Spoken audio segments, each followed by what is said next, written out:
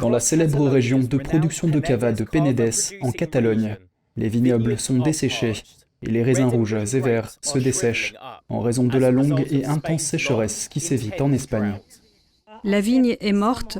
Nous pensons qu'il s'agit de vignes de 30 ans d'âge, aux racines très profondes, et qu'avec cette sécheresse, l'eau n'a pas atteint les racines.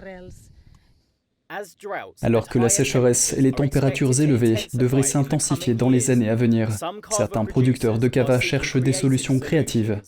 La région du nord-est de l'Espagne a été l'une des plus touchées par une longue sécheresse, enregistrant le début de l'année le plus sec au cours des 4 premiers mois de 2023, depuis le début des relevés en 1961. Les producteurs de cava s'attendent à ce que les conditions météorologiques extrêmes s'intensifient. C'est le cas d'Oriol Roig, viticulteur. Nous craignons que cette situation se poursuive. La grande crainte est que cette sécheresse devienne si problématique que ce petit exemple devienne plus général. C'est ce que nous craignons. Le secteur du cava estime qu'il pourrait perdre jusqu'à 55% de raisins par rapport à une récolte relativement normale. La majeure partie du cava est vendue en dehors de l'Espagne, deuxième producteur mondial de vin mousseux après la France. Le secteur a produit 249 millions de bouteilles en 2022. Alors que les sécheresses et les températures élevées devraient s'intensifier, certains producteurs cherchent des solutions créatives pour réduire l'utilisation de l'eau.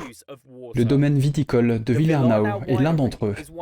L'eau de nettoyage y est réutilisée pour arroser les vignobles, en séparant les vignes pour qu'elles souffrent moins du stress hydrique et en utilisant d'autres semences et variétés considérées comme plus résistantes à la sécheresse.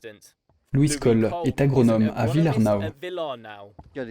Nous ne sommes pas préparés au changement climatique. Nous sommes souvent propriétaires de la terre. Nous l'aimons et nous cherchons toujours des moyens de survivre.